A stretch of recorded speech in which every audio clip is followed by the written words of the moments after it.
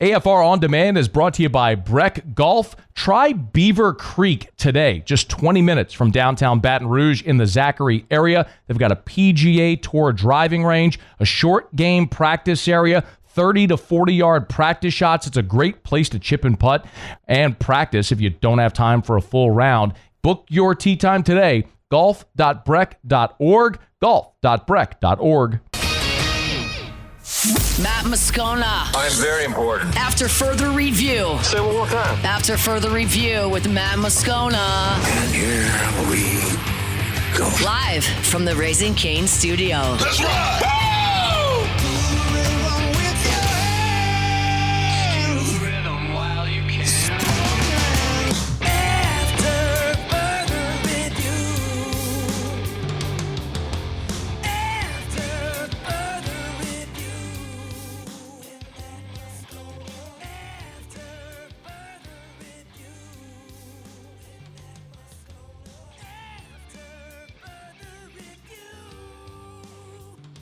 On site with us. We got a ton to do and glad you're hanging out with us. Tigers are back on the practice field earlier today. We'll get you a full practice report. Kendall Rogers, bottom of this hour. We'll head to College Station, get a look at the Aggies before the Aggies and Tigers tangle at the box this weekend. Some NFL draft stuff in 1 hour. My goodness, we got a ton to do. Let us begin as we do every single day. It's time to pop the top on another edition of AFR with Bud Light. Drink easy. So the football Tigers were back on the practice field on Thursday, coming close to wrapping up the penultimate week of spring drills. It was day 11 for LSU. They were outdoors, worked out for about 2.5 hours. Lane Kiffin invited the media to attend, was there for the entirety of the practice. And we'll go through our notes as we do here to let you know kind of what we saw, what our takeaways were. I think Thursday, if I had one general takeaway, it was that Thursday was a really evenly matched day. And remember, 2 Saturdays ago, when we did not get to watch that scrimmage, Lane Kiffin, afterwards when he met with reporters, talked about how it was a day, the way he phrased it was, if we were to play today, we would be a defensive football team, basically saying the defense dominated that scrimmage. Well, last Saturday, we, the media, got to go watch the scrimmage, and it was an overwhelming day for the defense. Lane Kiffin described it as discouraging. So, through that point, 9 practices into spring, the defense really had the upper hand on the offense. And Tuesday, Thursday of this week, since we've been able to go watch these full practices for 2+ hours, it's been much more evenly matched. Tuesday, the offense felt like they punched back. And here on Thursday, it was a pretty evenly matched day where the offense made some big plays, which we'll talk about, and the defense continued in spots to sort of suffocate the offense, which I think is a good thing because what it's showing is progress from the offense against a really good defense, even when you still don't have your starting quarterback. So let me go through a few notes, and we're going to take our time here over the first couple of segments of the show because I want to get through my notes, kind of how the practice started, and then I'll get to the 7-on-7 and the team period takeaways as well. So buckle up. We've got a big, long rundown here for you. So my notes from Thursday. Let's start. Sam Leavitt was present but not throwing. So remember, Monday, a week ago, so about 10 days ago, Leavitt had the pins removed from his foot, from the Lisfranc. He was not even out there last Tuesday, Thursday. Saturday, he was there, helmet, shoulder pads, sneakers, but not doing anything. Tuesday, Thursday this week, he's been out there again, not even throwing. So he's just standing by the quarterbacks, watching and being as involved as he can be without participating. Both Leavitt and Longstreet continued rotating with the ones. Whit Weeks did that initial 11-on-11 period and did the linebacker drills when they went to the individual group, which was great to see. That's the most we've seen Whit do on the field so far through spring. Then after the individuals, he shut it down, took his helmet off, had an earpiece in during all the team periods, and was sort of like a coach on the sideline. Tamarcus Cooley was not present. So, this is a starting safety that was not there today. No reason given for his absence. He was there on Tuesday. We didn't see an injury or anything like that when we were there Tuesday, so I don't think anybody's hiding anything. He just wasn't there. We'll get an explanation for his absence when we do. In his absence, Jace Thomas primarily ran in his spot with the first team. We also saw Fahim Delane and C.J. Jim Coyley take reps with the first team at safety as well. And there were times where Ty Benefield rotated out. So one of the things that we're seeing pretty commonly here in the early part of spring is a lot of rotation. And that really is the point of spring. I mean, you're not anywhere close to playing a game. There's so much new with this team, so it's an opportunity to mix and match and test and taste and try and get a lot of guys reps. And so you're seeing that a bunch.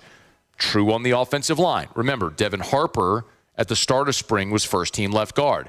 Bo Bordelon has since replaced him the last 2 weeks. Well, Harper had been running with the twos at left guard. Today, on Thursday, Harper and Jaquan Sprinkle, who was running right guard, switched. Jaquan Sprinkle was at left, and Devin Harper was at right guard with the twos. Again, I don't think that's massively significant. It's just to illustrate you have an opportunity in spring to test and to mix and to match and to try guys at different spots and cross-train and let dudes do different things. And so we saw a bunch of that. Trey'Dez Green continues to work in a gold jersey. Today, Trey Wilson, the Florida transfer, also was in a gold no-contact jersey. But again, like it's odd because they're in gold no contact jerseys, but they're doing everything.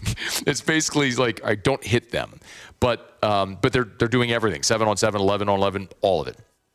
Jamarcus Russell was back at practice today. Will Campbell was at practice today. Lane Kiffin shared a photo of he and Will Campbell. During the special teams period, Lane Kiffin stood in one of the end zones with Jamarcus. They probably had a good 10 to 15-minute visit, just the two of them in one of the end zones. I love the fact that Jamarcus is coming back around. I know what the national narrative is of Jamarcus, biggest bust, and I don't care. I wish Jamarcus would have had a long, awesome NFL career. He didn't. Okay. He was still an amazing LSU football player. He's a great former Tiger, and I want all former Tigers that were great players or that played to be around and involved in the program. So I love the fact that Jamarcus is there. So that was cool to see. It was also TAF Day, so you had a lot of boosters and donors and benefactors there that were allowed to watch, and you had recruits there. So it was pretty crowded out at practice earlier today. As we have seen so far in practice, when they start, the first thing they do when they come outside of the practice field is they run an 11-on-11 period. When Jakeem Jackson was in studio with us a couple of weeks ago, he told us they call it a quick six. It's just 6 plays really quickly. Well, today, and there's always like a coach or someone, GA or something, that pipes through the microphone what the period is. Indy for individual, or group, one-on-one, whatever's next, and tells everybody where to run to. Well, in this period, so they're going 11-on-11, he says 50 seconds, 1 timeout, down 4. 50 seconds, 1 timeout, down 4. So basically it's a situational 11-on-11 to start. Well, they didn't get 6 plays, they got 2. And they were both intercepted. Husan Longstreet was the first-team quarterback. On the first play, DJ Pickett jumped a route intended for Jackson Harris, intercepted. They run another play. Husan Longstreet rolls to his right, fires downfield, intended for Phillip Wright. Ty Benefield undercuts the route, intercepted. 2 plays, 2 interceptions. They blow the horn, go to individual drill. This is over. Very similar to what happened on Tuesday. Remember, they ran 3 plays. And the 3 plays were wide receiver screen for Winnie Watkins, incomplete. Wide receiver screen for Winnie Watkins, tackle for loss.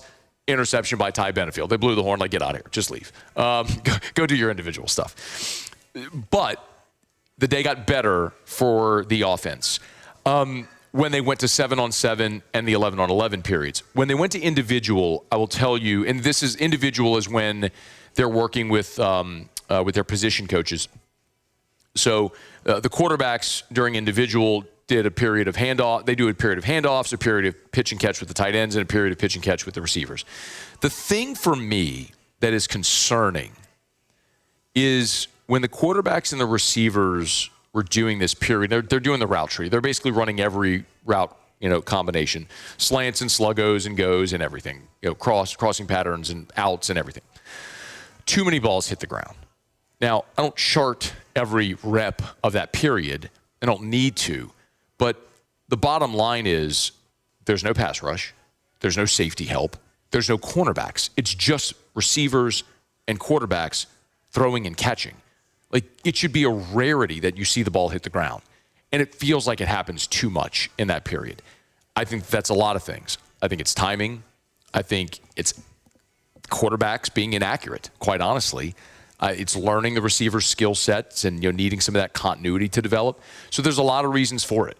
But that's something that they need to continue to work on. And I hope when they break spring next Friday and they go into the offseason before they start getting together for fall camp and the coaches can start working with them again, I hope it's a similar thing to like 2019. They always said, it was the summer of 10,000 catches or 100,000 catches or whatever it was. I hope these quarterbacks and receivers take the onus on themselves to go do that because it's very clear they need that work. So they came together for a group period where we got to see the receivers and DBs go one-on-one.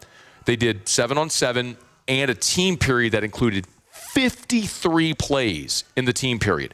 I'm going to get to all of that as we continue. Our show Open Every Day is brought to you by Bud Light. Drink easy with the great taste of Bud Light, the official beer of AFR. Hey, remember, every day this week, we're giving away a purple, gold, and cold prize pack, courtesy of our friends at Mockler Beverage and Bud Light. It's a case of Bud Light aluminum bottles, national championship koozie, and a killer Bud Light LSU baseball jersey. It's awesome. It's basically the jersey designed is like the silver aluminum bottle. If you haven't seen it, we've got pictures. Paul, maybe you can pull it up on screen if you're watching on YouTube or WBTR. Anyway, all you have to do is text Drink Easy to 225-499-1045. That's our station text line, 225-499-1045, 499-1045. Don't text me. Text the station text line, 225-499-1045. Text Drink Easy to 225-499-1045. We'll pick our fourth winner in hour number 3 today. We'll have a winner, our fifth winner tomorrow. Drink Easy with the great taste of Bud Light. All right, we're here today at Marucci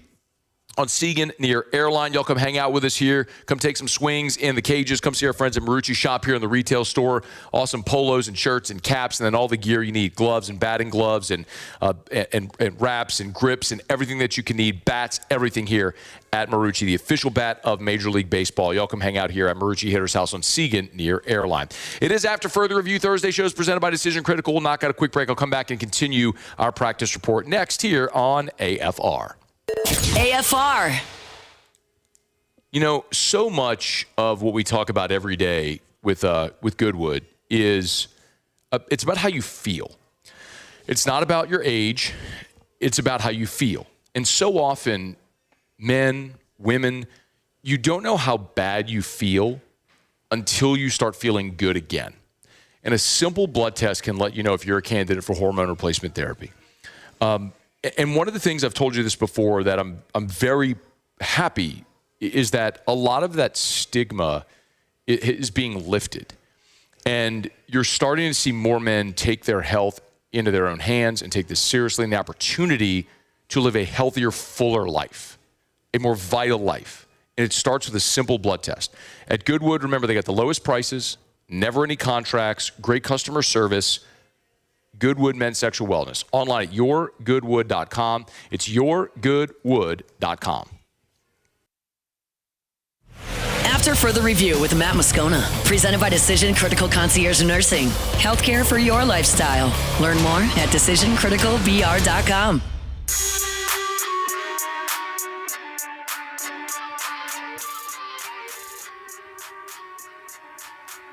All right, glad to have you aboard with us here as we continue from Marucci Hitter's House right here on Segan near Airline. Come on by and see us. We'll be here until 6 o'clock tonight. Take your swings in the cages. Always appreciate our friends at Marucci for hosting us. We're rolling through our spring practice report for LSU from here on Thursday. We told you about our notes of the show. Open up with the original 11-11 and then the individual period. So I want to go through group 7-on-7 and the team period. And I'll give you my takeaways. When they went into the group period, I watched the defense on Tuesday, so I went and watched the offense here on Thursday. And of note is when they went receiver DB. And so this is one-on-one. So the way they set it up is you've got Landon Clark on one side, Husan Longstreet on the other, receiver like at the hash, receivers out wide, lined up against a DB, and they're running routes. This is a drill that is intentionally skewed toward the offense. There's no pass rush. There's no safety help. The quarterback and receiver knows the route. The defensive back doesn't, and there's no help. They're on an island. This is a drill where the offense should dominate it. In 2023, this was one of the big concerning things for people because we would go watch this drill in 2023, and like the defense literally wouldn't win a rep. And so we're all like, man, is this offense that great or is the defense this bad? And the answer was yes. It was Neighbors, and it was Jaden Daniels, and it was Brian Thomas, and it was Kyron, and they were awesome. And the defense was also atrocious. Today, I charted 30 reps. Now, I did not chart every rep because at times they go so fast. There are times when you have reps going simultaneously, but I charted 30. And of the 30 reps I charted, the offense won 12, the defense won 18. That means there were 12 receptions of the 30 pass attempts. I would like to see that number inverted. So it's a good thing for the defense. It's also similarly a little bit of a concerning thing for the offense. Highlights, we saw the battle of threes. Trey Wilson against DJ Pickett. First ball was a beautiful rep, man. Wilson beat Pickett deep down the right sideline. He got behind him. This is going to be a touchdown. It was a beautiful ball by Longstreet, who put it in a bucket in the end zone. But Pickett recovered, and it was incomplete. It was hard to tell. This is one of those you'd have to watch it in slow-mo to know, was it a drop or was it a PBU? But Pickett recovered and made it a difficult catch and forced the incompletion either way. I thought Haven Finney was the star of this drill today. He's the freshman early enrollee, reclass. He had 3 reps, won them all. His first rep, he undercut a route intended for Phillip Wright, intercepted. His second rep was against the wide receiver transfer from McNeese, Tyree Holloway. He would have had a second interception, but Tyree Holloway basically tackled him to prevent the interception. And then the third rep, he got his arm around the receiver and knocked the ball into the ground. You can tell the ball skills, the instinct, it's all there for Haven Finney. He's just a guy that should be a junior in high school right now, finishing up his junior year. The upside potential for Haven Finney is awesome. You should be excited about him because it looks like it's supposed to look. Just a young guy that's going to grow and develop into his role. And it may happen this year as a freshman, especially when you look at the injury to Aiden Anding and you're looking for somebody to step up. Well, a day like today is a really, really good one for Haven Finney. Offense did score 2 touchdowns. Jace Brown beat Fahim Delane, and then Winnie Watkins beat Deshaun Spear. So you did have a couple of touchdowns in that period. They went 7-on-7, and the way 7-on-7 went is they ran 4 series. It was 6 plays for the ones, 6 plays for the twos, 6 plays for the ones, 6 plays for the twos. When the ones went, I'm not going to go through the play-by-play. Ty Benefield had an interception. He jumped a sideline route that was intended for Corey Barber. Longstreet threw that pass. Longstreet throws it to the other team a lot, y'all. I don't know what else to tell you. I'll go through my notes from all the practices we've been able to watch, and I'll chart them all, but Husan Longstreet ends up finding dudes in purple jerseys way too much.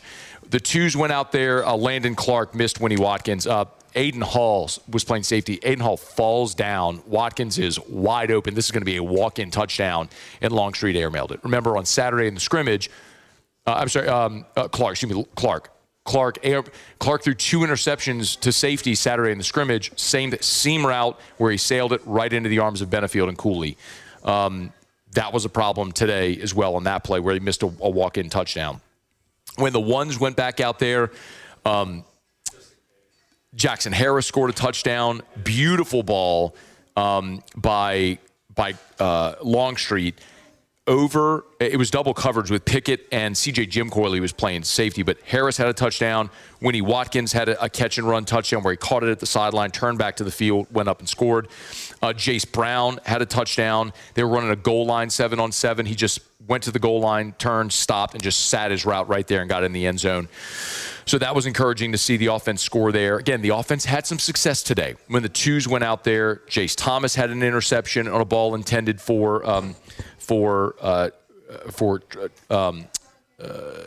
Trey Wilson. Trey Dez had a jump ball touchdown because, water's wet, sky is blue, and they just throw it up to 14 and he catches it. And then Charles Ross had a really nice day as well. Had a pass break up at the line of scrimmage. Jackson Harris was open in the end zone, and Clark was throwing for Harris in the end zone, and Charles Ross just jumped up and knocked it into the ground. That was a great play by Charles Ross. They finished practice with the team period.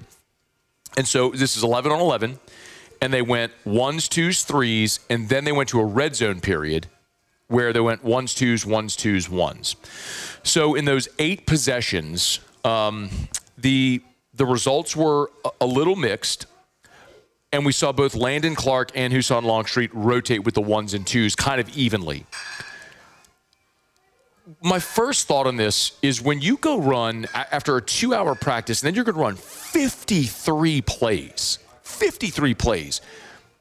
It's so, of 11 on 11, it's so evident why when guys like Ross and Jakeem Jackson were in studio with us recently, and they're like, man, we are so tired after practice, just whipped. Like, it's obvious why. They go so fast. I was talking to Dwayne Jenkins, who's the head coach at Lutcher. He was at practice today. We visited for a little bit.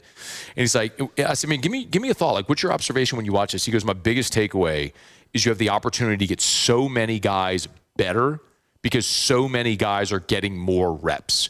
You know, if you script a 60-play practice, but you have 2 series going on at the same time, well, now it's not 60 plays, it's 120. And so many guys are getting more reps. And it's very evident how fast they go as well. A couple of notables here. Dylan Carpenter replaced Jordan Ross at the left defensive end in the 11-on-11 initially. And then Ross did go in when they went to the red zone period. We also saw Jaylen Brown play at defensive end as well. And Brandon Brown was in there at defensive end also, defensive lineman. They went to like a package where he kicked out and played some end. They on the first possession of the I'll just run through really quickly. So when the ones went out there in the 11-on-11, it went. Oh man, sorry. Here it is. First possession. Jackson Harris scored on a quick slant touchdown. It was a 10-play drive.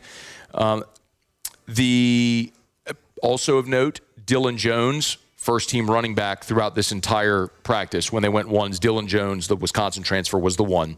So the ones went out there. They get a touchdown drive in 10 plays, quick slant touchdown to Jackson Harris. The twos go out there, 11 plays. A little bit disappointing because they did convert on a 4th and short.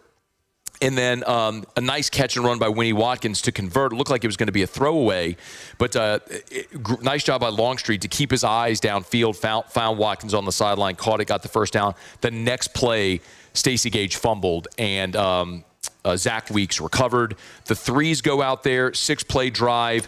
It was a drop by Jabari Mack on the sideline that turned the ball over on downs. So that was the ones, twos, threes. Then they went red zone, and they announced on the loudspeaker, first to 18 points wins. I have no idea how they were scoring points on defense, but it was first to 18 points wins. The ones go out there, and it was Longstreet with the ones. I think this is a bit controversial, okay? So we're standing in the end zone. The media is, and they're at the 20 coming toward us, north end zone. So like back right pylon, 5 yards from the pylon, and they're coming. So I got a great view of this. So Jackson Harris runs a backline route, and he's right in front of us. I mean, it's just right in front of us. And Longstreet sails one. It's high. Harris goes up and makes a beautiful catch, and it looks like his momentum was going to carry him out of bounds. I'm telling you, I never took my eye off the back line. And he tapped a foot. This is one where, man, they go to review in a game, that's a touchdown. They ruled him out. They did have refs there. They ruled him out of bounds. They kick a field goal. So first offense kicks field goal. Second offense goes out there. They turn it over on downs on a direct snap to Caden Durham. Ones go back out there again. They try to jump ball. This is a beautiful play. They went Pickett, Tradez, out left, ISO. I mean, everybody else is on the right side. Pickett and Tradez are on the left. Everybody knows what's coming. It's 2 giant humans, and they're going to throw it up, and they're going to fight for it. Tradez caught the ball. Pickett did an amazing job of forcing him out of bounds. So incomplete. They end up kicking another field goal. Twos go out there, and it ended with a Malik Elzy touchdown. He beat Jakeem Jackson in the end zone to the right side. And then, so it should have ended right there, but they decided to give the ones one more play. And this felt like what you see sometimes in an overtime period where it's like, hey, look, first down, just take your shot. So it's first down from the 20, and Phillip Wright is split wide to the right on P.J. Woodland, and go ball in the end zone, and Longstreet dropped it in a bucket to him, and it was a touchdown walk-off one play. So, again, it was a day where the defense still made a lot of plays. And I thought the defensive interior did a really good job against the run. It was nice to see Dylan Jones sort of assert himself, get a lot of first-team reps. But the offense made a lot of plays too. And for a defensive unit that we all think is going to be really good this year, and an offense that has struggled through the first 3 weeks of spring, to see them start to make progress shows you, okay, this is what Lane Kiffin's offense is supposed to be and supposed to look like, and that was really encouraging to see today. Tigers will be back on the practice field on Saturday in Tiger Stadium for a scrimmage. As of now, media is invited to attend. We'll be out there, and we'll let you know what we see. All right, it is After Further Review. We're here at Marucci. Glad to have you hanging out with us here. Thursday show is presented by Decision Critical Concierge Nursing. Remember, it's not just healthcare. It's healthcare for your lifestyle. Let me knock out a quick break. We'll come back. We'll talk some baseball, preview the weekend ahead with our buddy Kendall Rogers from D1 Baseball. Don't you move. It's AFR. AFR. Get Gordon and get it done. Gordon McKernan Injury Attorneys. If you've been injured in an accident, it's not your fault. You know what to do. Do what injured people in our state have done for 3 decades. Get Gordon and get it done. And remember, go to gordonsgrads.com. gordonsgrads.com. gordonsgrads.com. Gordon, so philanthropic. Gordon Gives is the charitable arm of the law firm. And there's so many ways that Gordon gives back to the communities. Sponsors charitable events, obviously the G team as well. But one thing we love to talk about during graduation is the Gordon's Grads program, where Gordon donates laptops to graduating Louisiana high school seniors going to 2 or 4 year college or trade school. So if that's you or someone you love, let them know they can win a laptop or a MacBook from Gordon. So go to gordonsgrads.com for all the details on how to enter. Again, it's gordonsgrads.com. Check it out online, gordonsgrads.com. After Further Review with Matt Moscona, presented by Decision Critical Concierge Nursing. Healthcare for your lifestyle. Learn more at decisioncriticalbr.com.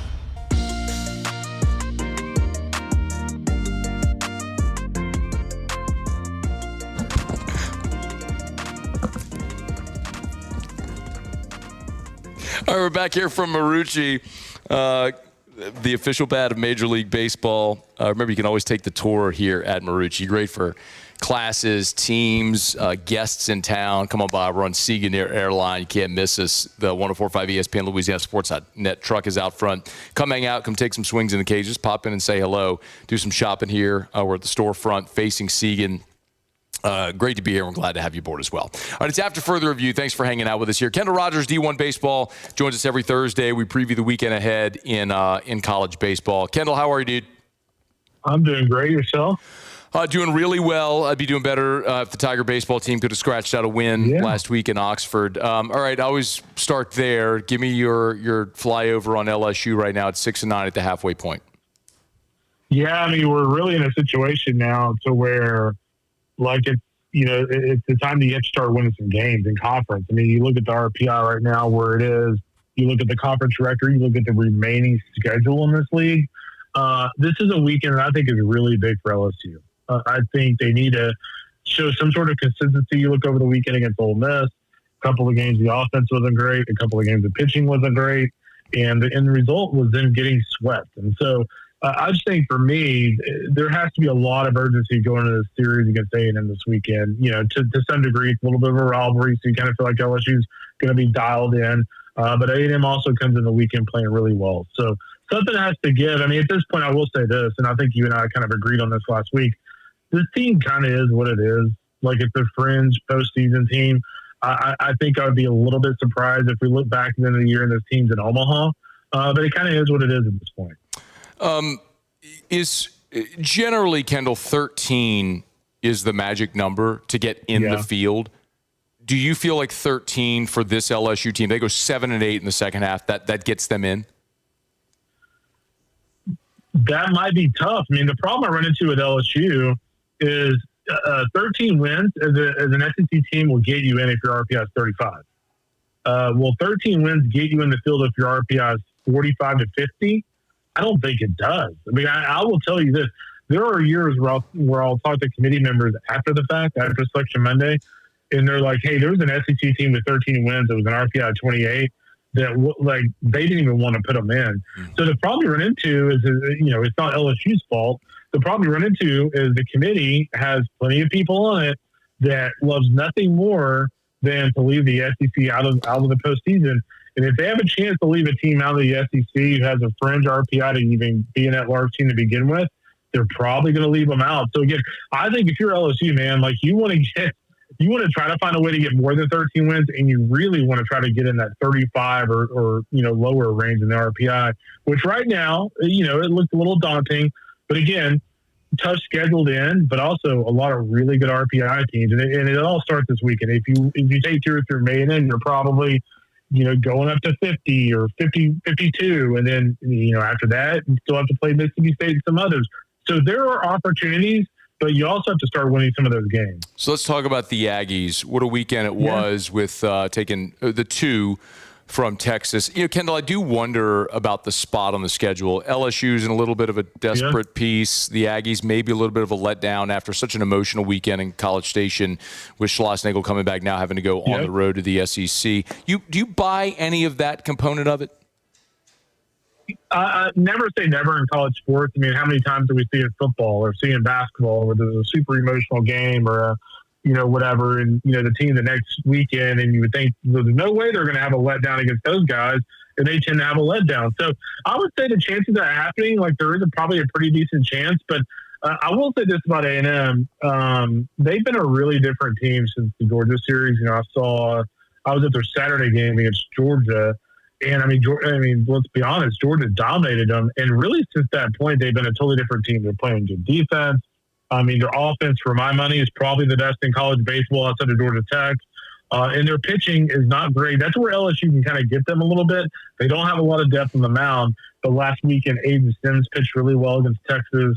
And their bullpen with Clayton Freshcorn, and a couple other guys, for the most part, pitched pretty well. But I think the key for LSU this weekend is get A&M thinking about it a little bit. Get the box involved. I think we saw how that affected Texas last year at Blue Bell Park, or last weekend at Blue Bell Park for A&M and A&M's favor.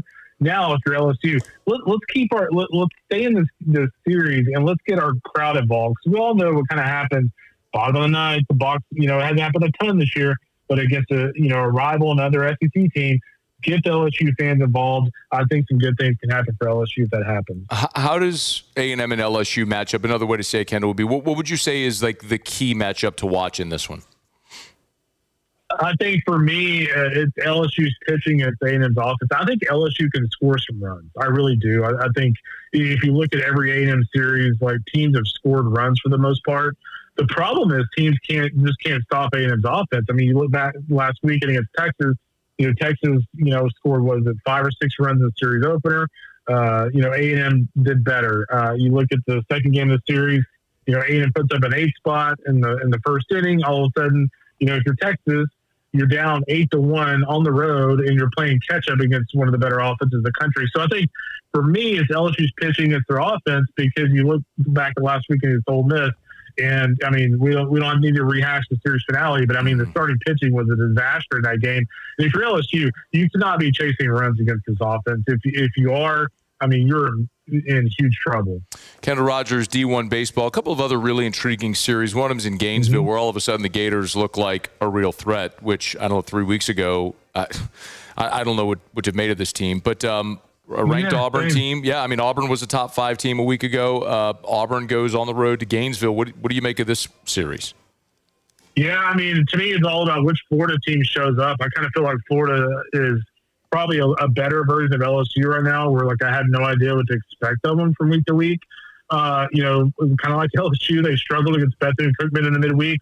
But I think for me, I'm just curious to see Auburn. Auburn has been solid at home. But they haven't been awesome on the road. And so for me, it's more about Auburn and how they look against Florida on the road. But, for the Gators, for me, the key to the weekend is obviously Liam Peterson in the rotation, Aiden King.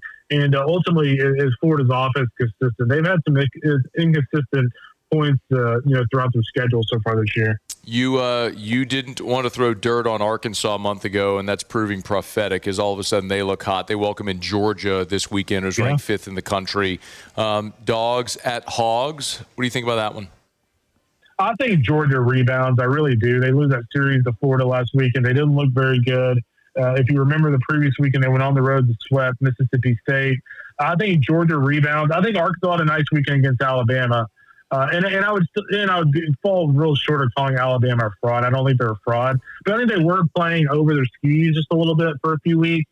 I think Arkansas kind of humbled them a little bit, but I also don't think Arkansas is that great. So I kind of like Georgia to rebound this weekend. But you're right. I mean, there's no doubt the Hogs are getting more kind of clutch at bats, whereas they were not getting any of those before. What do you think about Bama? Speaking of Bama, Bama goes over to Austin, Bama at Texas this weekend. Both kind of need a little bit of a bounce back. Yeah, I like Texas in this one. I just think after getting punched in the teeth and getting a couple of teeth knocked out against A&M, I think if you're Texas, you're coming out like a fire-breathing dragon this weekend against Alabama. And I think Alabama's good. I don't think Alabama's great. So I think just on the road, I think Texas handles them pretty easily in two of those games. He's Kendall Rogers from D1 Baseball at Kendall Rogers if you want to give him a follow. Kendall, what about nationally? Anything to keep an eye on this weekend? Yeah, how about Georgia Tech? Number 2 Georgia Tech at number 3 North Carolina. UNC is kind of it's kind of weird to say this for a number 3 team in the country, but they have kind of flown under the radar. They lost an early conference series to Virginia, but again, that rotation with Jason DeCaro and Walker McDuffie out of the bullpen. I mean, they got some really nice pieces. They played some excellent baseball. That is top of mind. And kind of going back to last weekend in Oxford, I'm very curious to see how Ole Miss and Tennessee pans out. I mean, again, from week to week, I have no idea what to expect in the SEC right now. And, Ole Miss sweeps LSU, but they've been vulnerable at times. In Tennessee, again, kind of like Arkansas, we're like, oh, man, Josh Elander's first season is a hot mess. Well, all of a sudden they go on the road and somehow sweep Mississippi State. So that's going to be interesting as well. He's Kendall Rogers from D1 Baseball, D1Baseball.com, D1Baseball.com. Get over there, check it out. Great times with halfway point of conference play.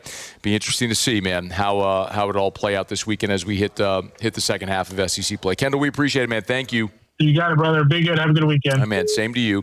It is After Further Review, brought to you by Shawbills Tire and Auto Service, shawbillstire.com. There's one actually right down the road from us. If you come out of Marucci, hang a right on Segan, I don't know, just a couple hundred yards on the right, there's a Shawbills right there. Chances are, if you're listening to us in South Louisiana, there's a Shawbills near you. If you want to buy tires, you need, let's be honest, nobody wants to buy tires. Like, we want to buy vacations. We want to buy fancy cars.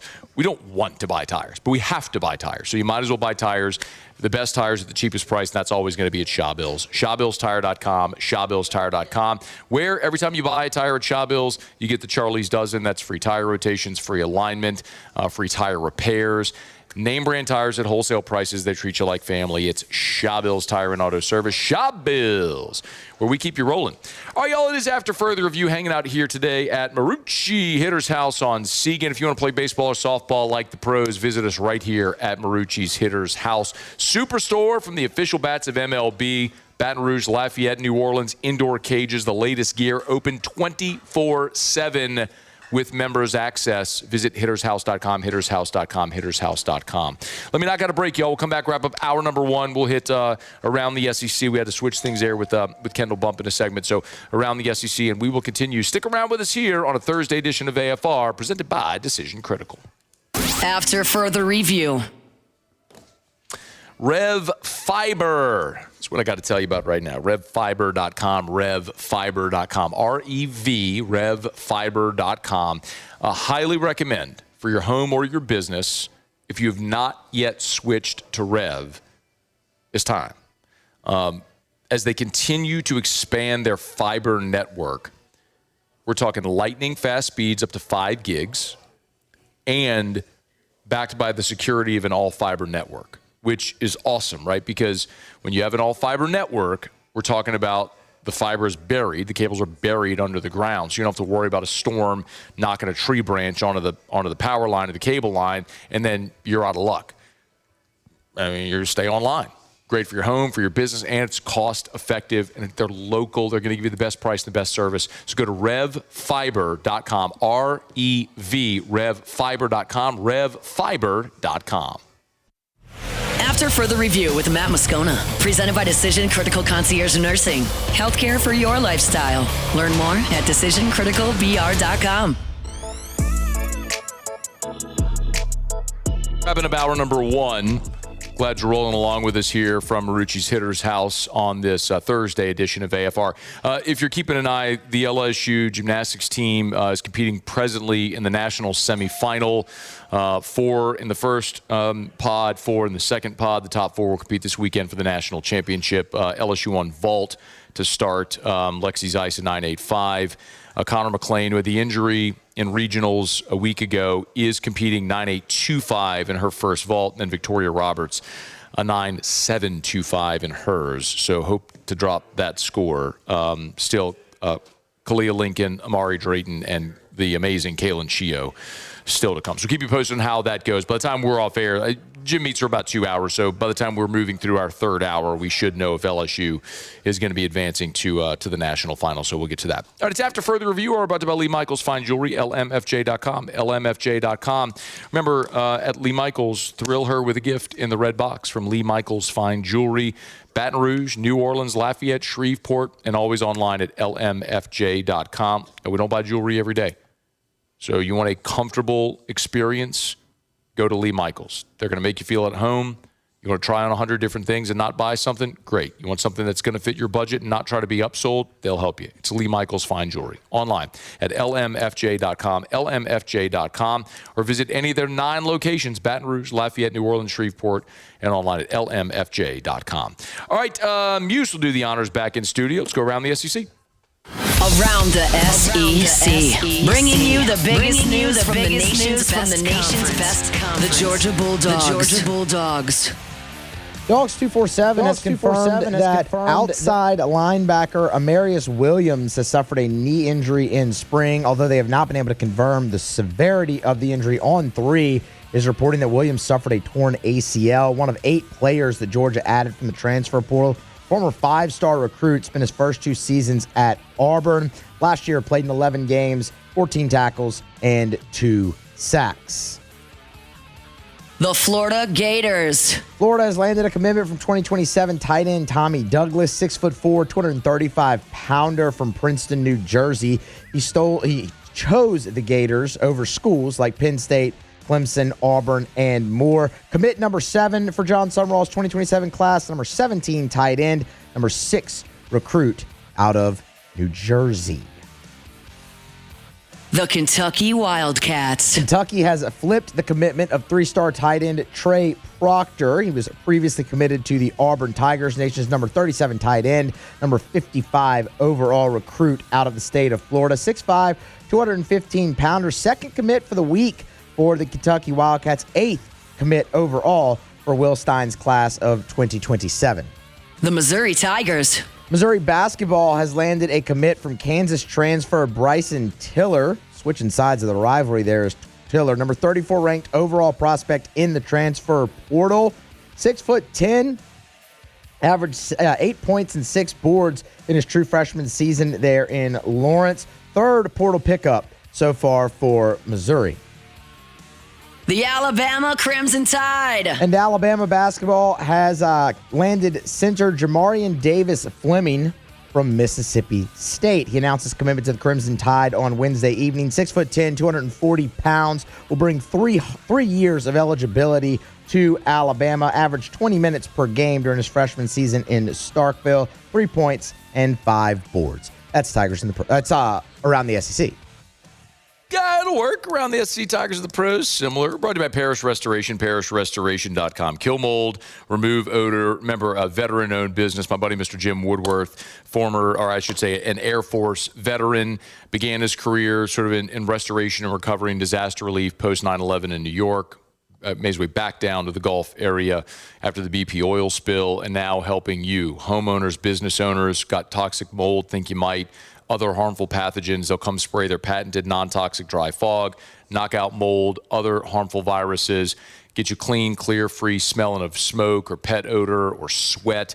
It's Parish Restoration. Check them out at parishrestoration.com, parishrestoration.com, parishrestoration.com. All right, y'all, it is After Further Review, and we're glad to have you hanging out with us here. By the way, we opened the show today with our LSU spring football practice report. Did 2 segments because I needed all that time. I mean, if Lane's going to give us 2.5 hours to go watch the whole thing, I'm going to go detailed and tell you what I saw. So if you missed that, you can catch it on demand.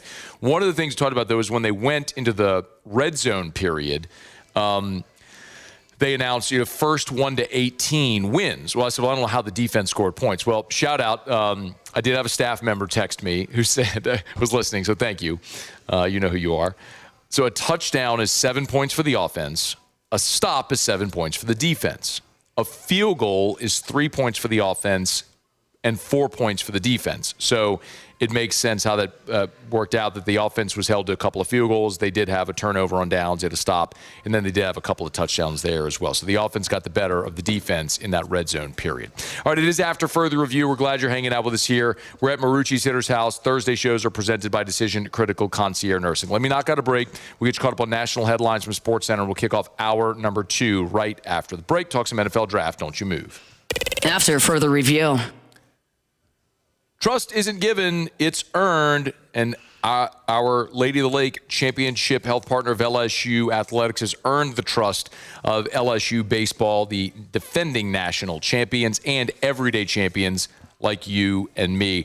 I tell you about my experience all the time with our Lady of the Lake. It's not just something that I talk about here. It's something I live in my day-to-day life, whether it's specialty care like pediatrics. Drew sees several specialists over at Our Lady of the Lake Children's Hospital. Dr. Shaw is his neurologist, who we see over there at the standalone Our Lady of the Lake Children's Hospital. And my personal physician is Dr. Curtis Chastain with the Our Lady of the Lake Men's Health Group.